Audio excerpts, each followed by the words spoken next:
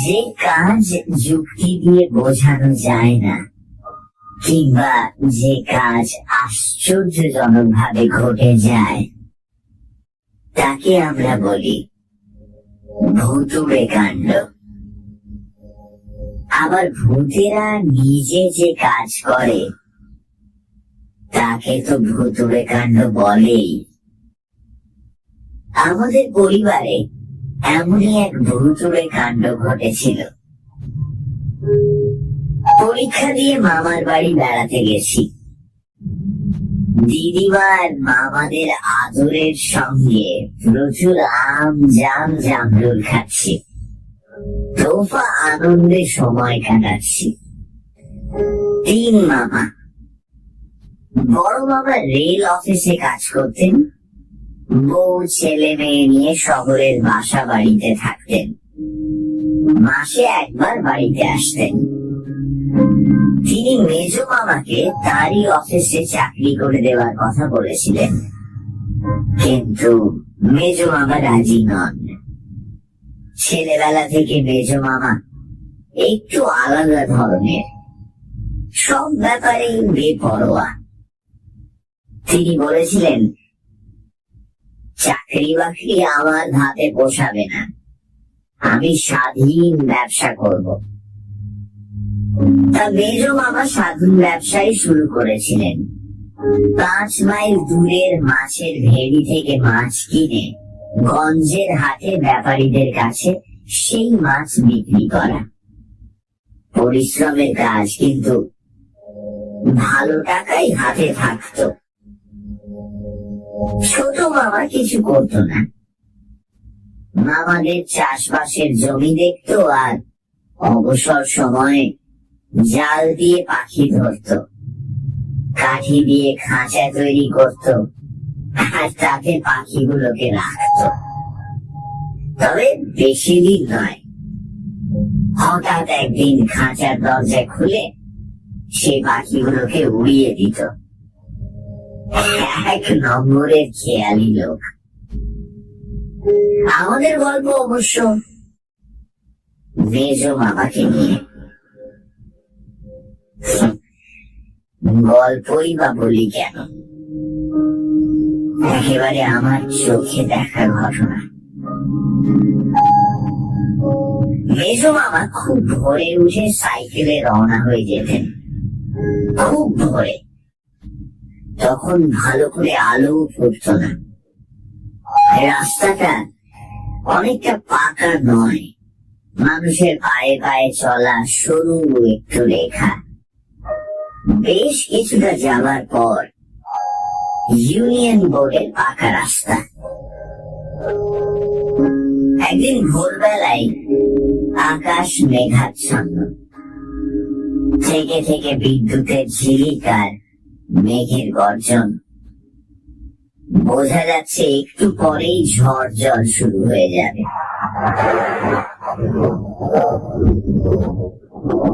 মেঘের ডাকে আমিও ভোর ভোর উঠে পড়েছি। উঠে মেজ মামার যাওয়ার তোড়জোড় দেখছি। দিদিমা বললেন,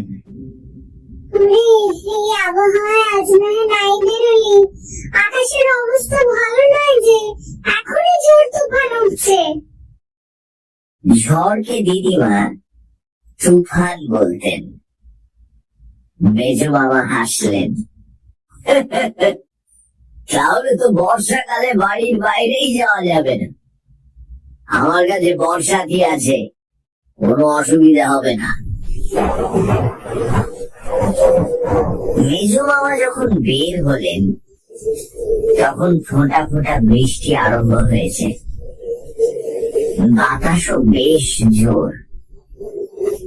8 ঘন্টার মধ্যে দারুণ ঝড় উঠল। চারদিক অন্ধকার, বাজির শব্দে কান পাতা দেয়। সেই সঙ্গে তুমুল বর্ষণ।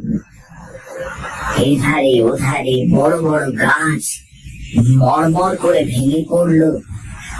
কি বাড়ির চালা উড়ে গেল, ধসে পড়ল মাটির দেয়াল।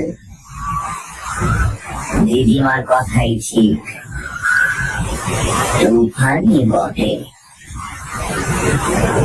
আমি জানলার ধারে চুপচাপ বসে প্রকৃতির এই তাণ্ডব দেখছি। একটু পরেই দিদিমা এসে আমার পাশে বসলেন, বসেই আক্ষেপ করতে লাগলেন। এই চোখের বাড়ির কুকুর বেড়াল বাইরে বের হয় না, এত বারণ করে সত্ত্বেও ছেলেটা আবার রাস্তায় বের হলো রে। সত্যি চিন্তার কথা, এই ঝড় জলে বর্ষাতি আর মেজ মামাকে কতটুকু বাঁচাতে পারবে? হাওয়ার দাপটে সাইকেল চালানোই মুশকিল। সাইকেল থেকে নেমে যে কোনো গাছের তলায় আশ্রয় নেবেন, তাও তো নিরাপদ নয়। মাথার উপর গাছের ডাল ভেঙে পড়লেই হলো।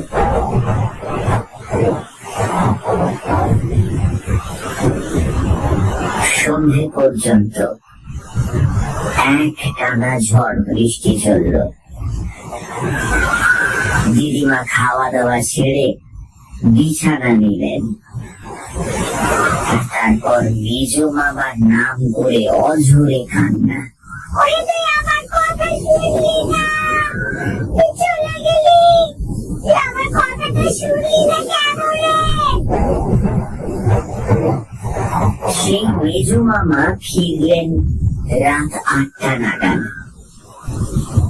সাইকেল নেই, হেঁটেই এসেছেন। হাঁটু পর্যন্ত কাদা, পরনের জামা কাপড় ছিন্ন ভিন্ন, বর্ষাতির কোনো খোঁজ নেই।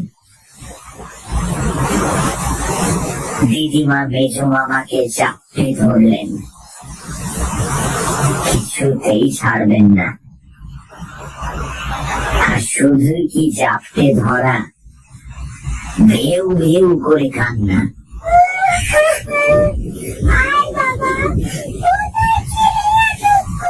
মেজ মামা বিরক্ত হয়ে বললেন, ছাড়ো, ঝাপটা ঝাপটি আমার ভালো লাগে না।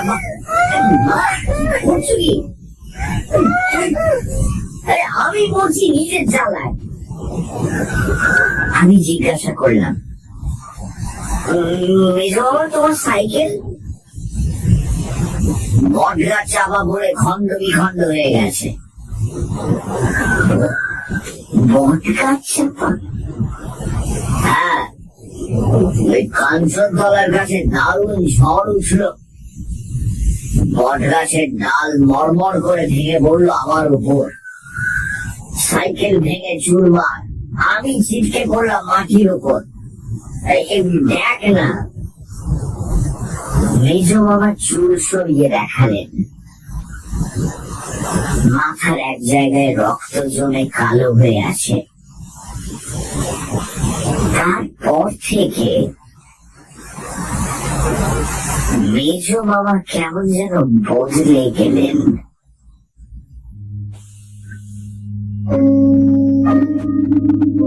মাছের ব্যবসা বন্ধ। সারাটা দিন ঘুমিয়ে কাটাতেন, সারাটা দিন ঘুমিয়ে কাটাতেন। রাতে বেরিয়ে যেতেন, বিড়ালটার কি হল? কখন ফিরতেন কে জানে। ওকে চেঁচে উঠলো। দিদি অনেক বলতেন, কিন্তু মেজ মামা নির্বিকার। ওকে চেঁচে উঠলো কেন? শেষকালে দিদিমার নির্দেশে আমি শুতাম মেজ মামার সঙ্গে, অবশ্য আলাদা খাটে। একদিন খুব ভোরে মেজ মামার ডাকে ঘুম ভেঙে গেল। এই এই ওঠ, এই ওঠ, এক কাপ চা খাওয়াতে পারবি? এই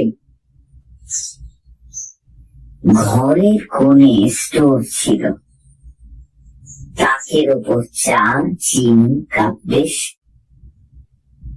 আগে আগে ভোরে বের হবার সময় মেজ মামা নিজেই চা করে খেতেন। ঘুম জড়ানো গলায় বললাম, তুমি নিজে করে খাও না। মেজ মামা যেন ভয় পেয়ে গেলেন। না, আমি আগুনের কাছে যেতে পারবো না, আমার ভয় করে। ভয় করে কথাটা মেজ মামার মুখে নতুন শুনলাম। মেজ মামা চিরকাল দুর্দান্ত প্রকৃতির, দারুণ সাহস। সেই দুর্ঘটনার পর থেকে মেজ মামা যেন কুঁকুড়ে গেছেন। কারোর সঙ্গে ভালো করে কথাও বলেন না। কেউ ডাকতে এলে বলে দেন, বলার বাড়িতে নেই। আরো আশ্চর্যের কাণ্ড, মাথার একদিকে রক্ত জমে থাকাটা একই রকম রয়ে গেল। ওষুধপত্র মালিশ কিছুতেই কিছু হলো না। অগত্যা উঠে চা তৈরি করে দিলাম, নিজেও খেলাম এক কাপ। আরেক রাতে এমন এক ব্যাপার ঘটল, তাতে একটু ভয় পেয়ে গেলাম। কদিন গুমোট গরম পড়েছে, হাত পাখা নেড়ে নেড়ে পরিশ্রান্ত হয়ে পড়েছি। কিছুতেই ঘুম আসছে না, বিছানায় এপাশ ওপাশ করছি।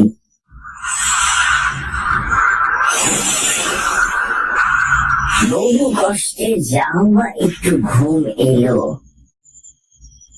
সেটা পেঁচার কর্কশ আওয়াজে ভেঙে গেল। ভয় পেয়ে উঠে বসলাম। জানলা দিয়ে ঘরের মধ্যে চাঁদের আলো এসে পড়েছে। কোথাও একটু অন্ধকার নেই। মেজ মামার দিকে চোখ ফিরিয়েই চমকে উঠলাম। আমার মামার বাড়ির সবাই বেশ বেঁটে, মেজ মামা আবার সবচেয়ে বেঁটে। সেই মেজ মামাকে দেখলাম,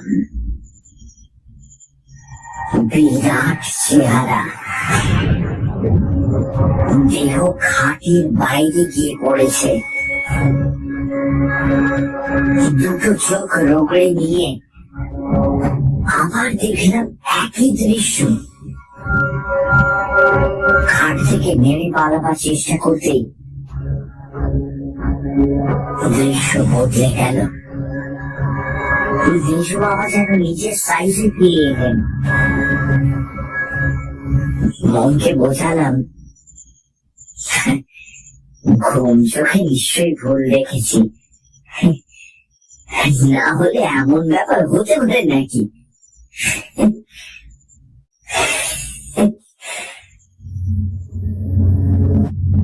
এই কথা কাউকে কোনদিন বলিনি, জানি কেউ বিশ্বাস করবে না। কিন্তু এরপর যা ঘটল তাতে আমি রীতিমতো ঘাবড়ে গেলাম। এক রাতে হঠাৎ ঘুম ভেঙে দেখি মেজ মামা বিছানায় নেই। ভাবলাম প্রাকৃতিক প্রয়োজনে বাইরে গেছেন, এখনই ফিরবেন। কিন্তু অনেকক্ষণ কেটে গেল, মেজ মামা ফিরলেন না।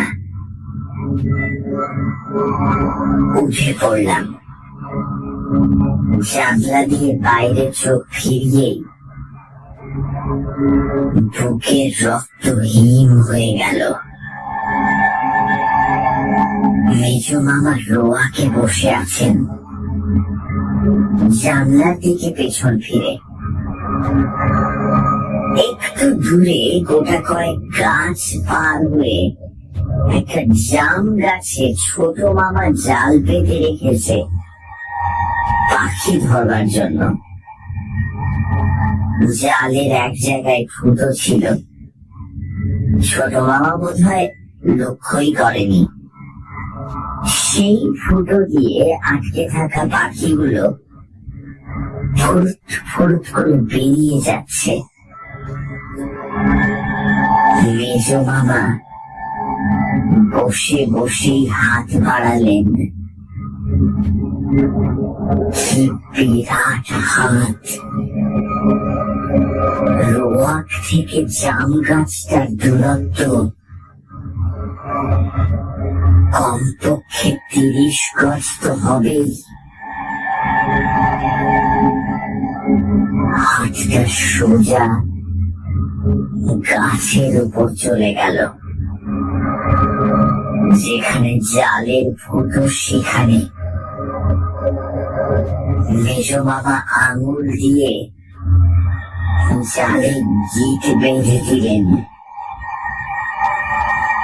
পাখিদের পালানো বন্ধ হলো। আমি বুকের উপর হাত চেপেও টুপ টুপ শব্দ বন্ধ করতে পারলাম না। মনে হলো এক্ষুনি অজ্ঞান হয়ে যাব। কোন রকমে কাঁপতে কাঁপতে খাটের উপর শুয়ে পড়লাম। কখন ঘুমিয়ে পড়েছি জানি না। ভোরে উঠে দেখি মেজো মামা খাটে শুয়ে অঘরে ঘুমোচ্ছেন। আশ্চর্য কাণ্ড! দরজা ভেতর থেকে বন্ধ। কাল রাতে মেজো মামা যখন রোয়াকে বসে, তখন লক্ষ্য করেছি দরজায় ছিটকিনি। তাহলে মেজো মামা বাইরে গেলেন কি করে? বন্ধ দরজা দিয়ে ঘরের মধ্যেই বা কি করে ঢুকলেন? ঠিক করে ফেললাম আর মামার বাড়ি নয়, অন্য একটা অচিরায় বাড়ি পালাবো। এটাও কি চোখের ভুল? দুবার এরকম চোখের ভুল এটা হতে পারে কখনো?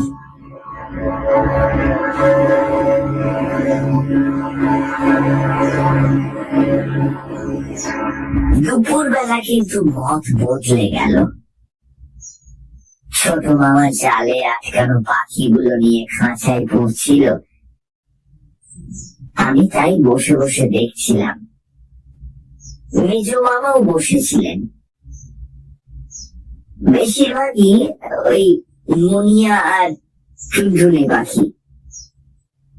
একটা শুধু বড় আকারের টিয়া, গাঢ় সবুজ রং, লাল চোখ, কিছুতেই ধরা দেবে না। ছোট আমার হাতে ঠুকরে রক্ত বের করে দিল। আমি তো তখন দেখছিলামই, আরো একটা জিনিস লক্ষ্য করছিলাম। আর চোখে দেখছিলাম উঠোনে মেজো মামার ছায়া পড়েছে কিনা, আর তার পায়ের আঙুলগুলো উল্টো দিকে কিনা। দেখে হাঁপ ছেড়ে বাঁচলাম।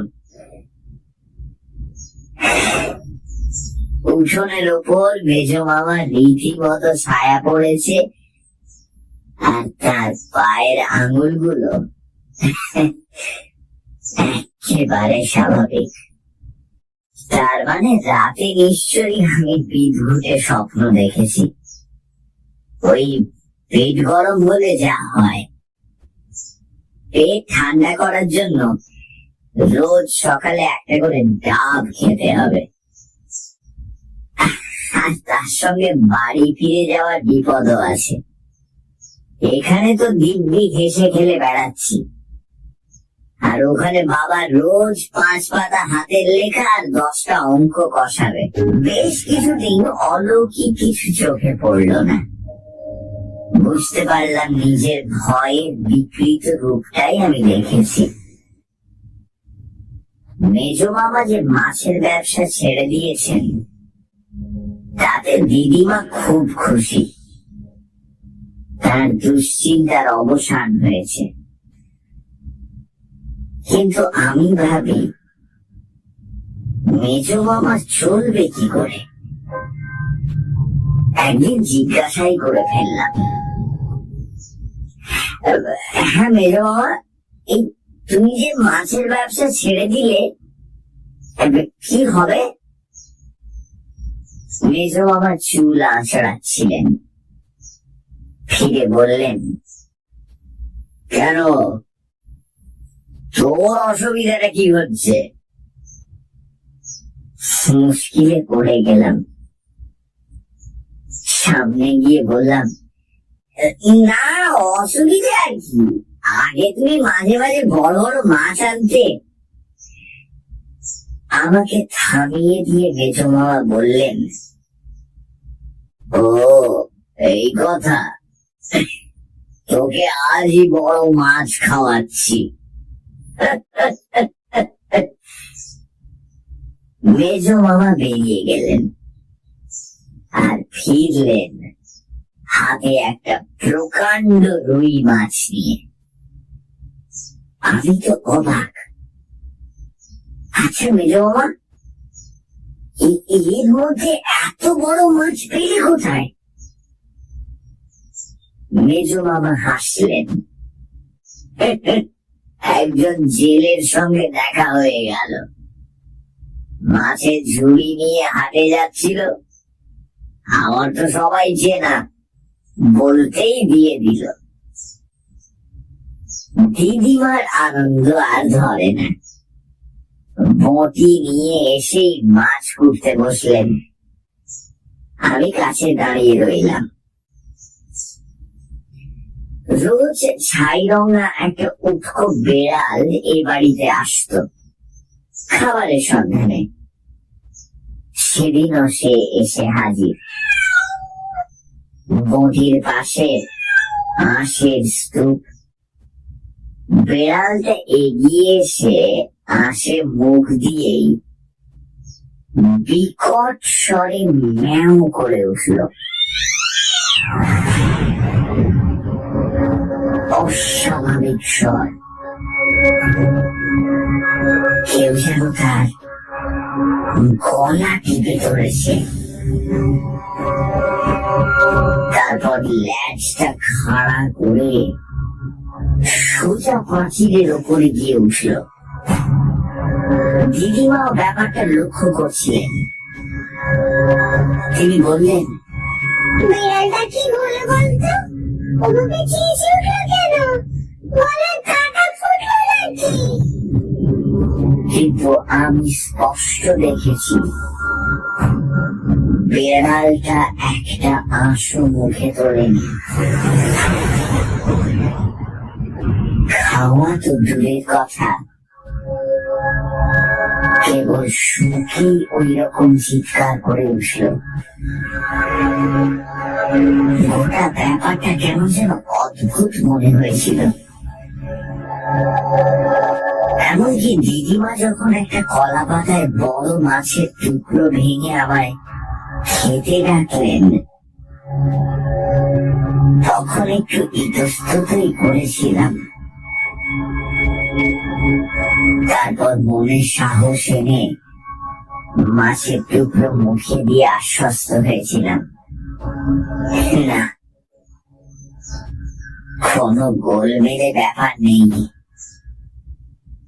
দিব্যি সুস্বাদু মাছ। কত অল্পেতে আমরা ভয় পেয়ে যাই। বেড়ালটার ওভাবে চিৎকার করে ওঠার হাজার কারণ থাকতে পারে, তবে সেদিন থেকে বেড়ালটাকে আর ধারে কাছে দেখতে পেলাম না। বোধহয় অন্য কোনো বাড়িতে আস্তানা গেড়েছে।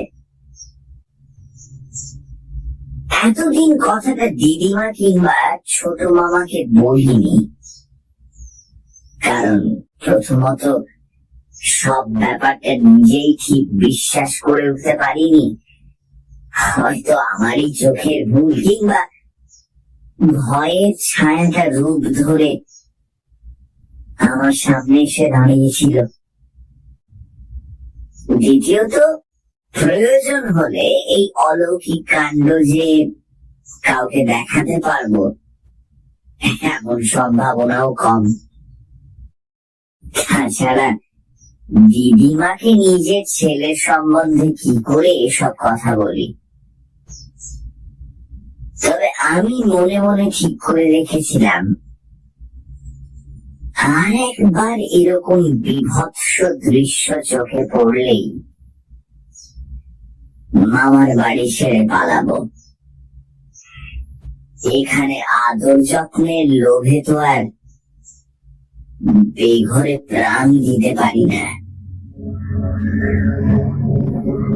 তারপর বেশ কিছুদিন সব স্বাভাবিক, কোথাও কোনো গোলমাল হলো না। মেজ মামা অবশ্য মাছের ব্যবসায় আর গেলেন না, বাড়িতেও বিশেষ থাকতেন না। কোথায় কোথায় ঘুরে বেড়াতে কে জানে। দিদিমা জিজ্ঞাসা করলে বলতেন, একটা কিছু করবার চেষ্টায় আছি, কতদিন আর চুপচাপ বসে থাকবো। তারপরই অঘটন ঘটল। মাঝরাতে বাথরুমে যাবার প্রয়োজনে বাইরে বেরিয়ে দেখি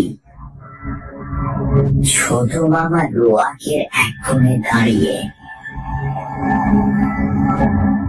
একেবারে পাথরের মূর্তির মতন নিস্পন্দ, নিশ্চল। আমি কাছে যেতেই আঙুল দিয়ে বাগানের দিকে দেখালো, আর তারপর আমি যা দেখলাম তাতে আমার মাথা ঘুরে গেল।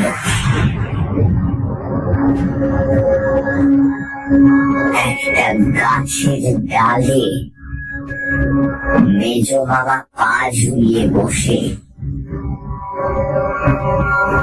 মেজ মামা মানে মুখটা মেজ মামার, কিন্তু দেহটা বিরাট। মাথাটা প্রায় গাছের মগডালে ঠেকেছে, পা দুটো মাটির অল্প ওপরে। কিসব খেয়ে খেয়ে বাগানের মধ্যে ছুঁড়ে ফেলছেন। একটা ছিটকে এসে রোয়াকের উপর পড়তে নিচু হয়ে দেখেই চমকে উঠলাম। রক্ত মাখা হাড়ের টুকরো, সমস্ত শরীর থরথর করে কেঁপে উঠল। মনে হলো এক্ষুনি বুঝি অজ্ঞান হয়ে লুকিয়ে পড়ব। ছোট মামা আমার অবস্থাটা বুঝতে পেরে আমার হাতটা শক্ত করে ধরে ঘরের মধ্যে নিয়ে এসেছিল। তারপর দিন 15 কি হয়েছে আমি জানি না। দারুণ জ্বরে আমি প্রায় বেহুশ। দিদিমা চেয়েছিলেন আমার বাবাকে খবর দিতে, কিন্তু ছোট মামা অনেক বুঝিয়ে তাকে নিরস্ত করেছিল। ছোট মামা বলেছিল,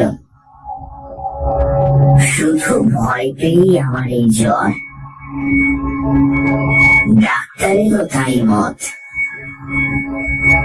এর মধ্যে বাবাকে টেনে নিয়ে এলে আসল ব্যাপারটা তাকে জানাতে হবে। স্বাভাবিকভাবেই কথাটা বাবা বিশ্বাস করবেন এটা আশা করা যায় না। অথচ তার পরের দিন সকালে দিদিমার পোষা ছাগলটা নিখোঁজ। খুঁজতে খুঁজতে বাগানের মধ্যে তার ছিন্ন মুন্ডটা পাওয়া গিয়েছিল। চারদিকে রক্ত মাখা যেসব হাড়ের টুকরো পাওয়া গেল, সেগুলো যে ছাগলেরই হাড় সে বিষয়ে কোনো সন্দেহ নেই। কিন্তু এমন কথা কি বিশ্বাস করবে, বিশেষ করে শহরের লোক? মেজো মামা নাকি আশ্চর্য ভাবে শান্ত হয়ে গিয়েছিলেন। হাঁটুর ওপর মাথাটা রেখে চুপচাপ বসে থাকতেন ঘরের মধ্যে। হাজার ডাকে সাড়া দিতেন না। খেতে ডাকলে রুক্ষ কণ্ঠে উত্তর দিতেন, খিদে নেই, শরীর খারাপ।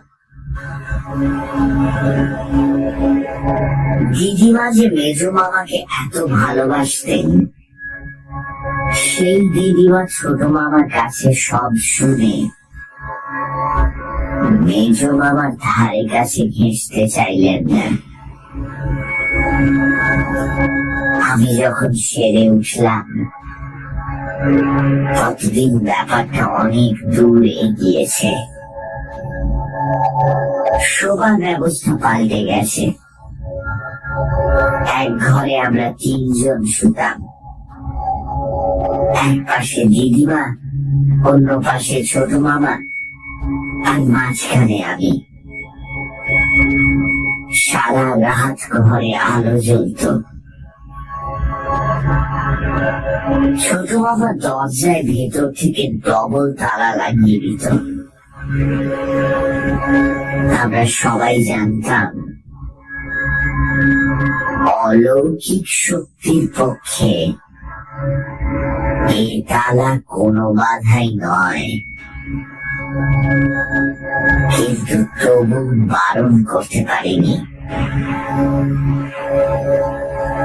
ছোট মামা আর আমি ওই দৃশ্য দেখার পর আমি আগে যা দেখেছি সমস্তটা দিদিমা আর ছোট মামাকে বলেছি। ছোট মামা বলল, কথাটা আগেই তোমার বলে দেওয়া উচিত ছিল, তাহলে আরো আগে ব্যবস্থা নিতে পারতাম। কি ব্যবস্থা নেওয়া হবে তাও ছোট মামা বলল, বদনপুর এখান থেকে 2.5 মাইল। সেখানকার ভৈরব রোজা খুবই বিখ্যাত। তার খড়মের আওয়াজে ভূত প্রেত নাকি থর থর করে কাঁপে। তাকে পাওয়া একটু মুশকিল। লোকের ডাকে প্রায় ভিন্দায় চলে যায়, আর দক্ষিণাও 1 মুঠো টাকা। দিদিমাকে ছোট মামা অনেক কষ্টে রাজি করালো। দিদিমা সব বুঝেও একটু ইতস্তত করলেন। হাজার হোক ছেলে তো। ছোট মামা বোঝালো, বেশ তো, ভৈরব রোজা এলেই সব বোঝা যাবে। খুব ভোরে ছোট মামা বেরিয়ে পড়ল। বদনপুরে ভৈরবকে যদি না পাওয়া যায় তাহলে অন্য গাঁ থেকে তাকে ধরে আনতে হবে। ছোট মামা যখন বের হয় তখন মেজ মামা বাড়ি ছিলেন না। আধ ঘন্টা পরে কোথা থেকে ফিরে এলেন। চেহারা দেখে মনে হলো অনেক দূর থেকে যেন ছুটতে ছুটতে আসছেন। হাঁটু পর্যন্ত কাদা, সারা দেহ ঘামে ভিজে গেছে। তাড়াতাড়ি আসতে গিয়ে ফতুয়াটা গাছের ডালে লেগে ছিঁড়ে গেছে।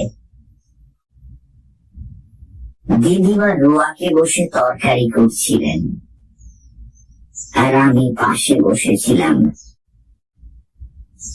মেজ মামার সামনে এসে দাঁড়ালেন। ঠোঁটের দুপাশে ফেনা, লাল চোখ পাকিয়ে দিদিমাকে জিজ্ঞাসা করলেন, ছোলে কোথায় গেছে? শুনে ছোট মামার ডাকলাম। আমার মুখের টুকটাক শব্দ আমি স্পষ্ট শুনতে পেলাম। ভয় হলো অবশ্যই বটির উপর না পড়ে যায়। দিদিমা কাঁপা কাঁপা গলায় বললেন,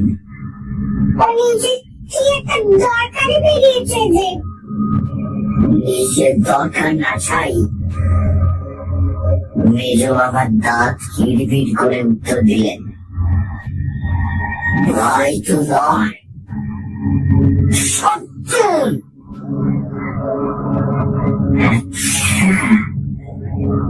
ঠিক আছে। কথাগুলো বলেই মেজ মামা জোরে জোরে পা ফেলে বাড়ির চারপাশে ঘুরতে লাগলেন। দুটো হাত পেছনে, কেবল মাথা নাড়ছেন, থুতু ফেলছেন আর ঘুরছেন। ব্যাপার দেখে দিদিমা আর সাহস পেলেন না। আমার হাত ধরে ঘরের মধ্যে ঢুকে দরজায় খিল তুলে দিলেন। দিদিমার দিকে চেয়ে দেখি তার দু চোখ বেয়ে জল গড়িয়ে পড়ছে। তার মনের কষ্টটা বুঝতে পারলাম। যতক্ষণ মেজ মামা বাড়ির চারদিকে ঘুরতে লাগলেন ততক্ষণ আমি আর দিদিমা ঘরের এক কোণে চুপচাপ বসে রইলাম। কিছুক্ষণ পরে মেজ মামাকে আর দেখা গেল না। দিদিমা উঠে জানলা দিয়ে দেখে যখন নিঃসন্দেহ হলেন যে মেজ মামা ধারে কাছে কোথাও নেই, তখন আমাকে খেতে দিলেন। নিজে কিচ্ছু খেলেন না। ছোট মামা এলে একসঙ্গে খাবেন। আমি খাবো কি? তখনও শরীর থরথর করে কাঁপছে। মনে হচ্ছে কিছু খেলেই বোধহয় বমি হয়ে যাবে। মনে মনে ঠিক করে ফেললাম কোন রকমে আজকের রাতটা কাটিয়ে কাল সকালেই বাড়ি রওনা হব। এখানে এইভাবে ভয় কুঁকড়ে থাকলে খুব শিগগিরই শক্ত অসুখে পড়ে যাব হয়তো।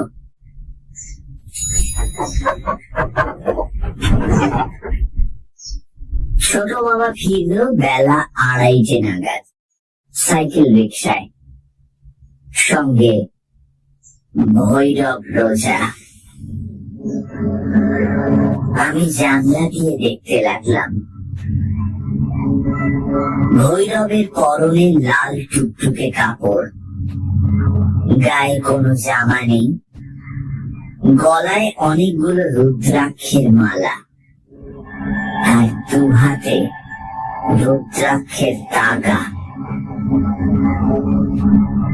লাল দুটি চোখ, কপালে সিঁদুরের ফোঁটা, ঝাঁকড়া পাকা চুল কাঁধ পর্যন্ত এসে পড়েছে। ভৈরব নেমে ঢুকতে গিয়েই থমকে দাঁড়িয়ে পড়ল। বাতাসে কি যেন শুকলো। তারপর ছোট মামার দিকে ফিরে বলল, কেউ গৃহবন্ধন করেছে? ছোট মামা অবাক। গৃহবন্ধন কি? কেউ মন্ত্র পড়ে গৃহবন্ধন করে দেয়, তাতে এই গৃহের মধ্যে কোনো কাজকর্ম করলে তা ফল দেয় না। কিন্তু কে কাজ করবে? যাকে তাড়াতে চাও সেই করবে, কিন্তু তার পক্ষে তো কিছু জানা সম্ভব নয়। ছোট আমার কথায় ভৈরব খুব জোরে হেসে উঠল।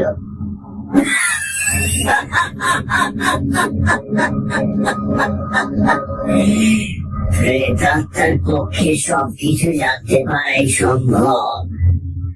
মানুষের চেয়ে তারা অনেক বেশি শক্তির অধিকারী হয়। তাহলে উপায়? উপায় আছে বলছি। তুমি আগে সাইকেল রিক্সাকে তো বিদায় করো। ছোট মামা সাইকেল রিক্সার ভাড়া মিটিয়ে দিল। ভৈরব পাশে রাখা ঝোলা থেকে একটা মাটির সরা বের করলো। তার উপর 4টে পাকা লঙ্কা, এক মুঠো সর্ষে, কতগুলো কুশের ডগা রাখলো। তারপর রাস্তার উপরে বসে পড়ে বিড় বিড় করে মন্ত্র পড়তে লাগলো।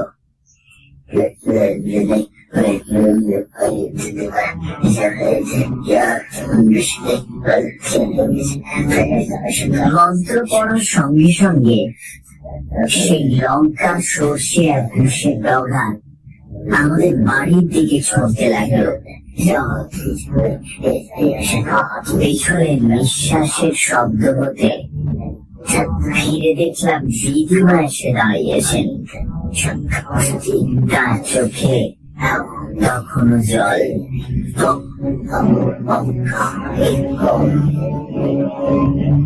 আধ ঘন্টা পরে ভৈরব উঠে দাঁড়ালো। ঠিক আছে, এবার বাড়ির মধ্যে চলো।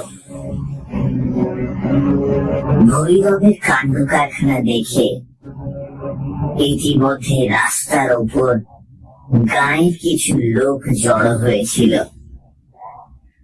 ভৈরবের পেছন পেছন তারা বাড়ির মধ্যে এসে ঢুকল। উঠোনে মাটি দিয়ে বেদি করা হলো, তাতে কাঠ, শুকনো ডালপালা দিয়ে আগুন জ্বালানো হলো। ভৈরব সেই অগ্নিকুণ্ড প্রদক্ষিণ করতে করতে মাঝে মাঝে কাঠি করে ঘি ছিটিয়ে দিতে লাগলো। সঙ্গে সঙ্গে আগুন দাউ দাউ করে জ্বলে উঠতে লাগলো। ততক্ষণে সাহস পেয়ে আমি রোয়াকে গিয়ে বসেছি। দিদিমা আমার পাশে, ছোট মামা ভৈরবের কাছে তার ভাই ফরমাস খাচ্ছে। আধ ঘন্টা কিচ্ছু হলো না। সব নিস্তব্ধ। শুধু ভৈরবের রুক্ষ গলায় মন্ত্রপাঠের শব্দ শোনা গেল। ছট করে অদ্ভুত ভাষা। আমি যখন ভাবতে শুরু করেছি যে সবটাই বুঝল কি, তখন হঠাৎ সমস্য আওয়াজ ঠিক অনেক দূর থেকে ঝড় এলে যেমন হয়। পশ্চিম দিকের গাছপালাগুলো ভীষণ ভাবে দুলতে লাগলো। গাছের ডালে বসা কাকের দল চিৎকার করে আকাশে পাক খেতে লাগলো। একটু পরেই গাছপালার পেছন থেকে মেজো বাবা এসে হাজির। দুটি চোখ বন বন করে ঘুরছে, ফুলে উঠেছে নাকের পাটা, মুখে একটা মন্ত্রী। বেচারি মরণ যন্ত্রণায় পাখা ছটপট করছে। মেজো বাবার দুকশ দিয়ে রক্ত গড়িয়ে পড়ছে। মেজো বাবার সেই মূর্তি দেখে আমি ভয়ে দিদিমাকে জড়িয়ে ধরলাম। দেখলাম উত্তেজনায় দিদিমাও ঠক ঠক করে কাঁপছেন। মেজো মামা এসে দাঁড়াতে ভৈরবেরও চেহারা বদলে গেল। সে আরো জোরে জোরে মন্ত্র পড়তে লাগলো। আগুনের মুঠো মুঠো কি ফেললো, তাতে আগুন আরো ধাম ধাম করে জ্বলে উঠল।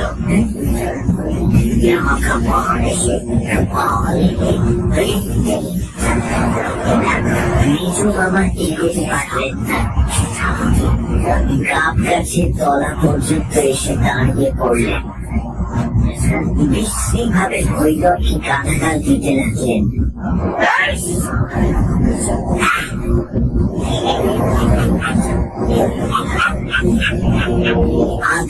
মুরগিটা ছুড়ে দিলেন তার দিকে। মুরগিটা এসে পড়লো আগুনের মধ্যে। ভৈরব চেঁচিয়ে উঠল, মেজো মামা আরো জোরে চিৎকার করে বললেন, আমি দয়াল মানুষ চাই। না, তুই দয়াল নস। ঠিক করে বল, কে তুই? দয়াল মানুষ যে মেজো বাবার নাম, ডাক নাম বলবো না। মেজো বাবা সে কি গর্জন! ঠোঁটের দুপাশে ফেনা এসে জমল। বলবি না? আচ্ছা আচ্ছা, দেখি বলিস কিনা। ভৈরব পাশে পড়ে থাকা ঝাঁটাটা তুলে নিয়ে ঘটের উপর মারতে লাগলো। সঙ্গে সঙ্গে মেজো মামা আর্তনাদ করে উঠলেন।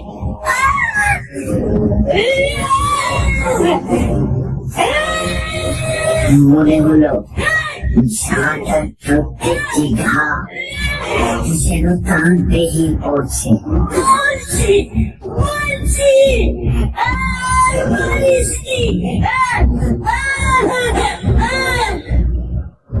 মেজো বাবা গাছতলায় বসে পড়লেন।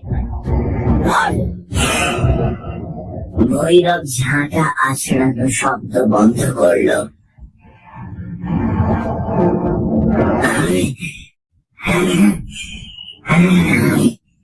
আমি মাহিন্দার ডোম। ভৈরব দিদিমার দিকে চোখ ফেরালো। আপনি চেনেন এই মাহিন্দার ডোমকে? দিদিমা একটু ভেবে নিয়ে বললেন,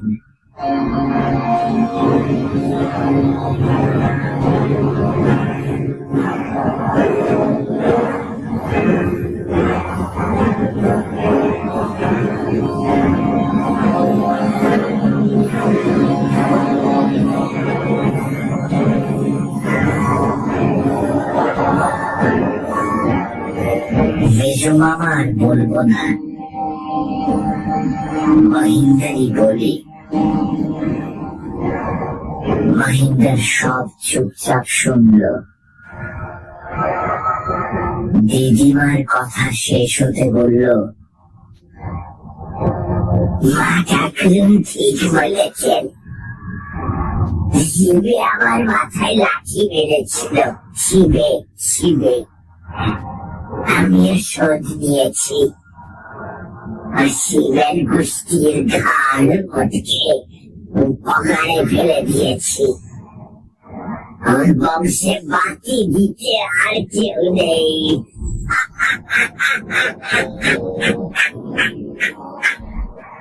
তুই দয়ালের দেহে এলি কি করে? সেদিন খুব ঝড়ঝড়ের সময় দয়াল সাইকেলে চেপে বট গাছের তলা দিয়ে যাচ্ছিল।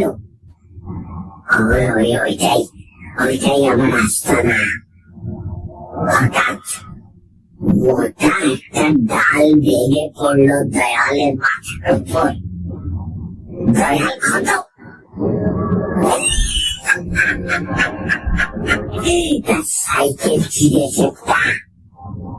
আমি দেখলাম এমন সুযোগ আর পাবো না। অমাবস্যায় বামুনের মরা।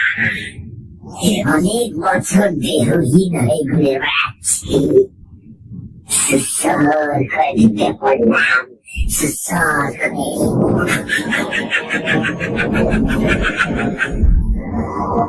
এই দেহ তোকে ছাড়তে হবে।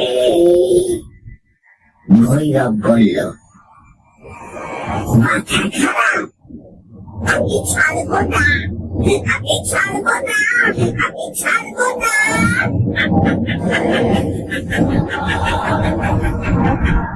তবে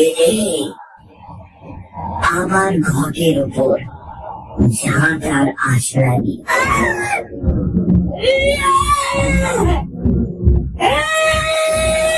মাটির উপর কড়াগুলি দিয়ে মহিন্দার যন্ত্রণায় কাতরাতে লাগলো।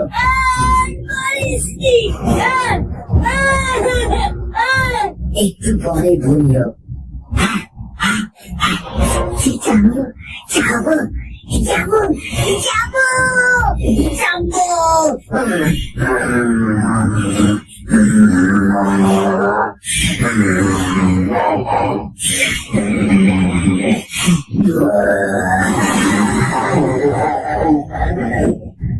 কি করে বুঝবো তুই গেছিস?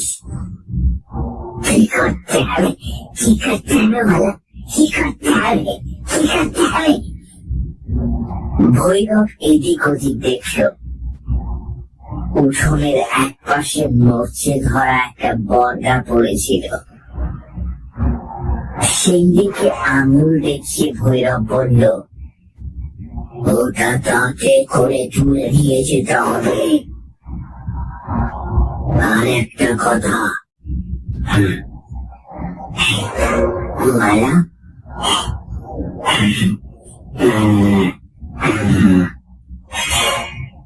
গাঁ থেকে 50 মাইল দূরে চলে যেতে হবে। ঠিক আছে, কাসুন্দিপুরের শ্মশানে আস্তানা বাঁধব। এদিকে আর আসবো না,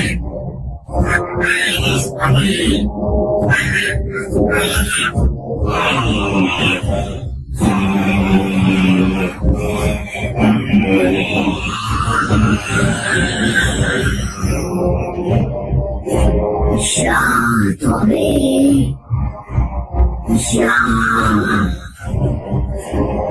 লোহার ভারী বটা, যেটা তুলতে অন্তত 4 জন লোকের দরকার। সেটা মহিন্দার অবলীলাক্রমে দাঁতে করে তুলে নিল। আবার সেই ঝোড়ো হাওয়া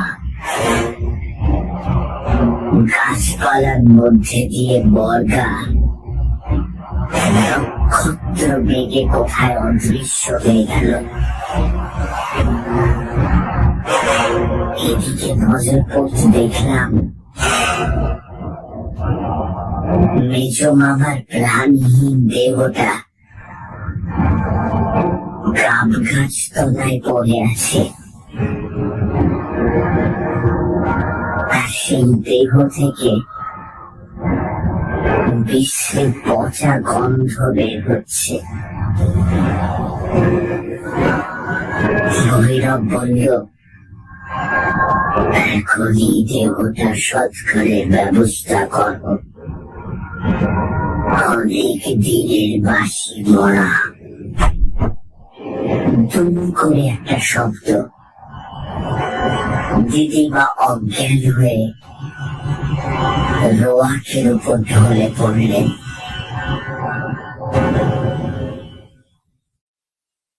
এসব অনেক দিনের কথা। দিদিমা কবে মারা গেছেন, মামারাও কেউ বেঁচে নেই। মামা তো ভাই বোনেরা কে কোথায় ছিটকে পড়েছে খবর রাখি না। আমারও বেশ বয়স হয়েছে। খুব ঝড় জল শুরু হলে ওইসব ঘটনা চোখের সামনে ভেসে ওঠে। মাঝে মাঝে মনে হয় সত্যি কি এসব অবিশ্বাস্য ব্যাপার ঘটেছিল, কিন্তু চোখের সামনে দেখা সবকিছু অস্বীকারই বা করি কি করে।